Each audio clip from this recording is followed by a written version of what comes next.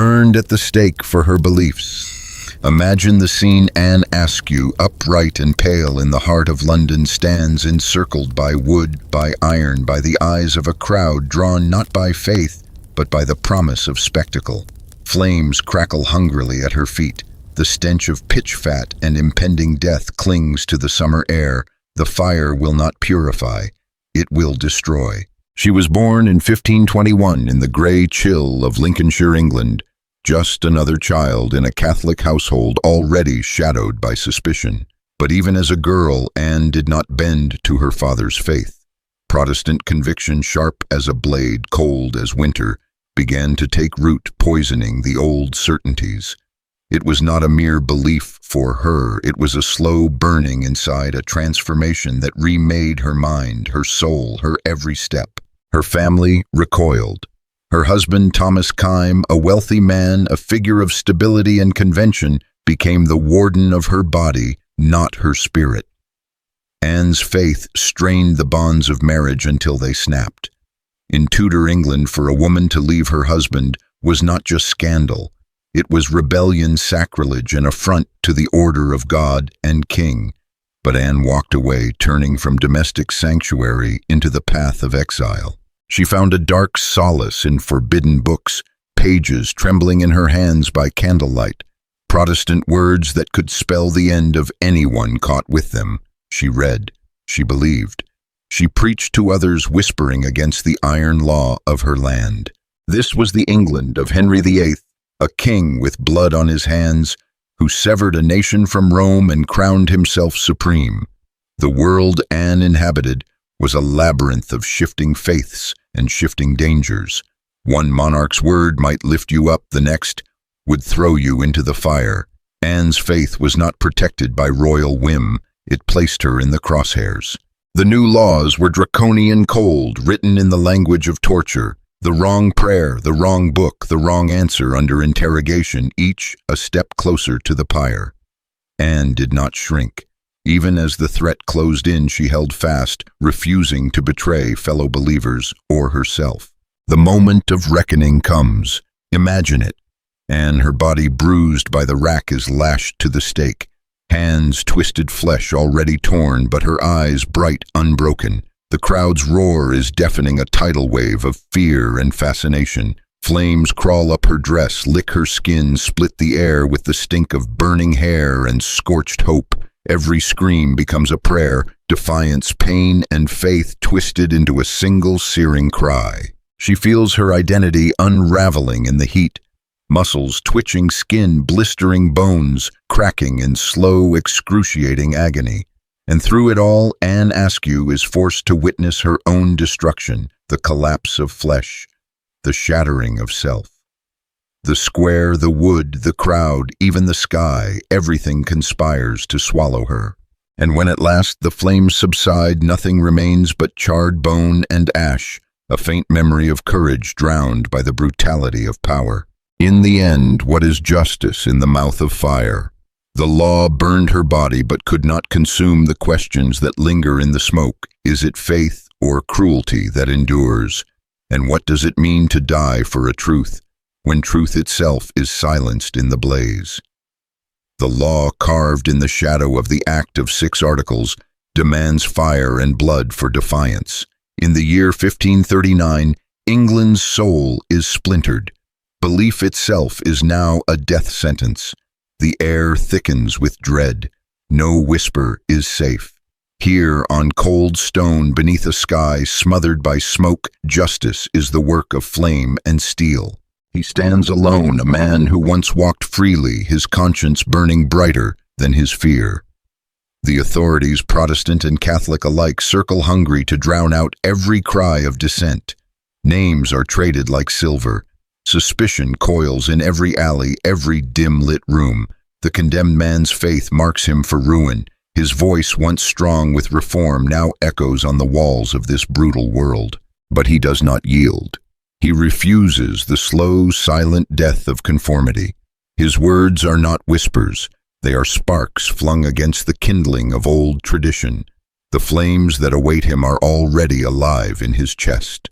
The court descends, a black-robed flock, led by Bonner the bishop, whose name tastes of iron and ash. They hunger for contrition, for confession. The man's defiance is not gentle. His answers slash at the weight of ritual and the Pope's distant hand. He will not kneel. Now the world narrows to stone fire and the cauldron. Guards drag him to the execution square. The crowd ripples shuddering at the scent of fat and fear. Chains clink like distant thunder. The cauldron boils its surface, trembling with anticipation, a monstrous mouth wide and waiting. His flesh knows what comes. The heat breathes against his skin, his eyes wide in the torchlight. Steam twists up, blurring the faces of the mob. Every sense rebels: the roar of flames, the shriek of metal, the stench of burning meat, the splatter of blood on cobbles. His screams claw at the sky, echoing off cold, indifferent walls. Yet the worst agony is not of flesh alone, but the stripping of self. The knowledge that as his body is broken and cooked alive, dignity dies with it. The crowd's jeers become a distant tide. He can see nothing but fire, nothing but the end. The plaza, the cauldron, the torches, they are living witnesses. They absorb his terror, reflect his pain, amplify the spectacle of his ruin. Imagine the scene. In that boiling crucible, faith and flesh dissolve together, and every bystander becomes a part of the horror. In the end, there are only ashes, memory, and a lesson written in steam. Justice in the hands of cruelty is always hungry, and no soul, however steadfast, escapes the fire unscathed. A woman once cherished in the quiet corners of her faith, now stretched across the merciless rack. The stone chamber is thick with the stench of sweat and dread. Iron clamps bite into Anne's wrists and ankles. As the ropes tighten, her limbs are torn from their sockets, each sinew shrieking in protest, each bone splintering with a sound that echoes off the damp, blood-slicked walls. The crowd, silent and cold-eyed, drinks in her agony.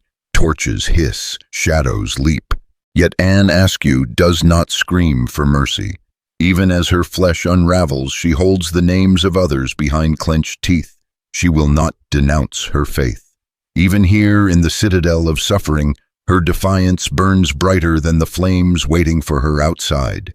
The tormentors press her words, threats fire, yet she answers only with silence and the mute courage that drives her persecutors mad. Her body is broken, a ruin of torn muscle and shattered will, but something deeper remains unbroken. Watch as she endures, eyes wide, lips moving in private prayer. The rack was meant to break her spirit, to draw forth confessions and betrayal. Instead, it forges her into an iron symbol, a figure of pure, raw defiance amidst ruin. For every hour spent in that darkness, Anne's conviction grows more terrible, more absolute. But there is no reprieve for those who refuse to bend. Condemned for her silence, for the gospel etched into her soul, Anne is dragged from the tower, her limbs too mangled to carry her further. London's air hangs heavy with the sickly promise of death. She is borne through the jeering crowd, a procession of suffering, the city's stones rattling beneath the wheels of the cart. The execution ground at Smithfield is a theater of cruelty, smoke, wood, and human voices rising in anticipation. Bound to the stake, Anne faces the crowd, a sea of faces, some turned in pity, others twisted in righteous fury. The flames leap yellow and hungry, licking at the hem of her dress, then at her flesh.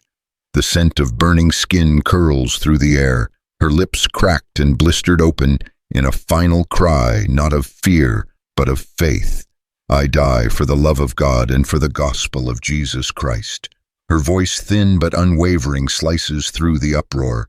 Even as fire devours her, her spirit remains untouched, a defiance burning brighter than the flames. In her death, the crowd bears silent witness to a spectacle both sacred and obscene. Her agony becomes legend. The ashes of her body are scattered by the wind, but her strength is not consumed. Anne Askew's martyrdom tears a wound through the heart of Tudor England, her story haunting the conscience of all who watched, all who heard, and all who dared to believe. Is it justice or merely the madness of men that demands so much from those who refuse to kneel? In the end, only the smoke remains rising unbroken against a sky that will not remember mercy. A man once clothed in ordinary dignity now stands stripped, trembling at the edge of the execution plaza. The crowd gathers a living tide of faces, their breath clouding in the morning chill. The cauldron looms monstrous, its surface broken by the violent bubbling of water and fat. Flames roar beneath, gnawing at the iron belly. Guards hold him fast, the fire's glow painting their armor with shifting shadows. He looks to the sky, a final futile search for mercy, then to the faces around him. Some avert their eyes, but most watch hungry for justice or spectacle. The stench of burning oils rises thick and choking, mingling with the scent of sweat and fear. The condemned man's chest heaves the air sharp with the promise of agony. They force him forward, his feet scrape on the cold, wet stone. Listen, you can almost hear the crowd whisper, "This is what happens to traitors and heretics. This is the price of defiance." His mind reels with memory familiar hands. A mother's prayer, a life once wrapped in the simple comfort of hope. Now only the cauldron awaits. The guards grip him tighter. The iron hooks bite into flesh. He is lowered slowly, deliberately into the boiling water. Steam explodes, a scream torn from his throat, echoing against the stone walls. Flesh blisters. Blood mingles with the bubbling broth. The flames roar, drowning out his cries. The crowd shudders, some recoiling, others leaning in, eyes wide with morbid wonder. He feels his body dissolve, nerve by nerve. Pain, pure and inescapable, consumes every corner of his mind. He tries to pray, but words melt on his tongue, swept away by the white-hot rush of agony. No martyr's courage now, only the animal howl of survival, then the slow, inevitable surrender as darkness closes in. Yet even as life ebbs, the spectacle endures. The crowd will not forget this day. The horror lingers long after the flames die, long after the flesh is gone. Here, in the shadow of the cauldron, cruelty has left its mark, not just on the condemned, but on everyone who watched and remembered. Would you have withstood such torment? Could faith or conviction survive the fire's embrace? The execution does not simply end a life. It ignites a legend, a brutal memory branded into the conscience of a nation. Justice, they say, was done. But the echo remains in the agony, in the silence after the scream, in the knowledge that beneath the robes of law and order, the world still hungers for spectacle and for blood.